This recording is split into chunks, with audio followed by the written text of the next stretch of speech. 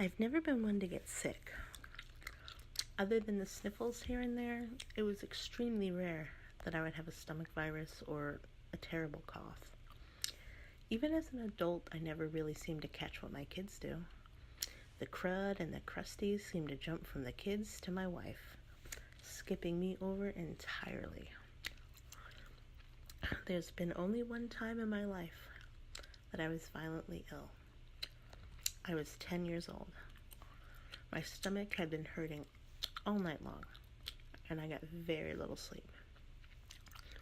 I wasn't the type of kid that faked sick or liked missing a lot of school.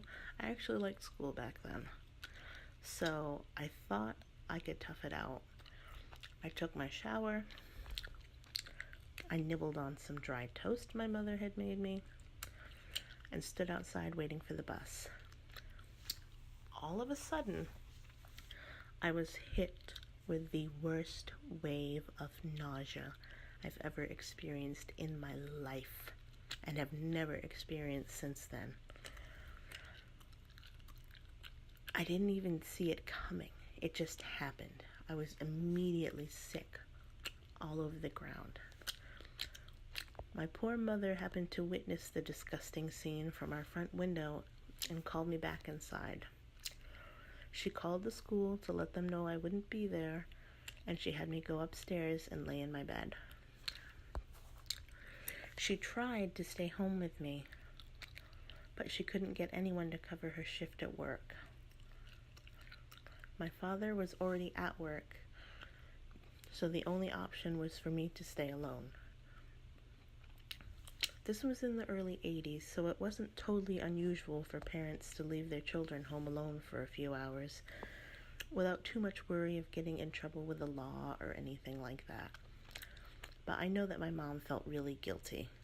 However, back then her boss was kind of a tyrant, and he definitely would have fired her had she not gone into work. And we needed both of my mom and dad's paychecks to survive back then. I drifted in and out of sleep after my mom left.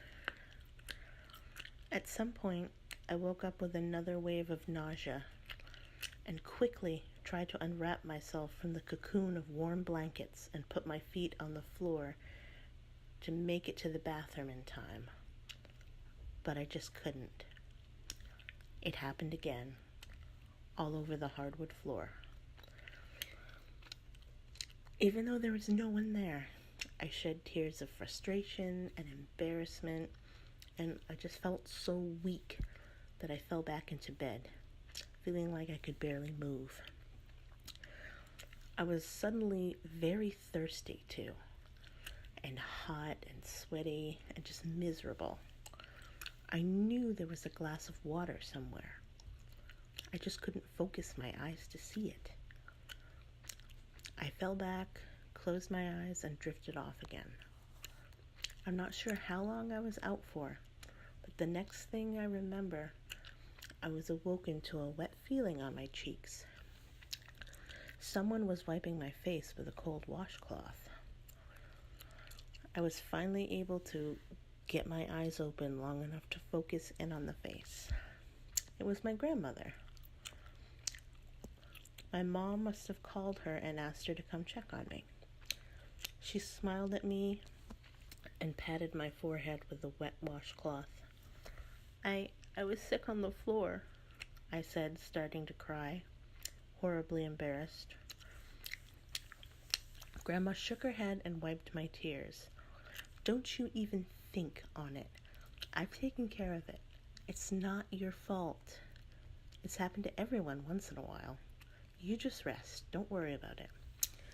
Then she handed me a nice cold glass of water. Here, drink this.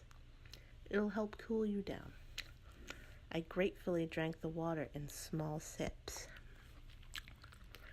Now, she said matter-of-factly, this is going to sound a little strange, but trust me, I think you would feel much better if you took a cold shower. I know the thought of it sounds yucky, but just for a few minutes, it'll help bring down your body temperature. I looked at her like she had two heads, but this was Grandma, so I did as she asked. I stepped into the cool shower and shivered. I wanted to immediately jump back out, but I held strong and let the water rush over my warm forehead. I've laid out some fresh pajamas for you. Now I want you to put these on the minute you get out, okay? Yes, Grandma, I answered. Also, I've left a ginger ale for you on your nightstand. Sip it slowly when you get out. It should help your stomach. Thank you, Grandma, I said. I lathered up with some soap and let the water rinse the suds from my body. Then I stepped out and dried off with a towel. I put on the warm pajamas, wondering how they could possibly be warm. Had Grandma had time to put them in the dryer? How long had she been there? Then I took 2 sips from the can of ginger ale and set it back down on my nightstand, then crawled into bed. I sat up and waited to see if Grandma was going to come back up and check on me, but after a while, I just drifted back off to sleep again. The next thing I knew, my mother was shaking me awake. She asked me how I was feeling. I said much better. She put her hand on my forehead and said I wasn't warm, so that was a good thing. Is Grandma still here? I asked. Mom looked at me funny. What do you mean? She asked. Grandma, is she still here? I took a shower like she told me to, but when she went back downstairs, she never came back up again. Mom put her hand on my forehead again. Are you sure you feel all right? Yes, I said. Why? Mom looked at me with a very worried expression. Because, honey, you know Grandma passed away last year. She couldn't have been here. I'm a little worried that you were hallucinating, or maybe you were dreaming. You must have been feverish.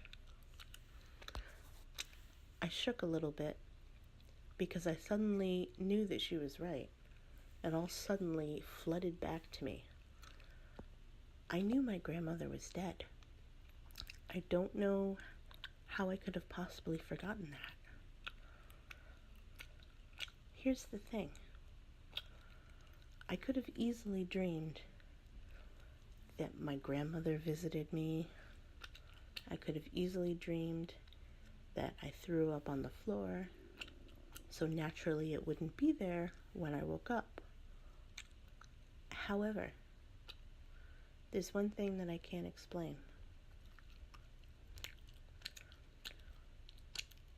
After my mother left the room to get the thermometer to make sure that I really was okay and not feverish,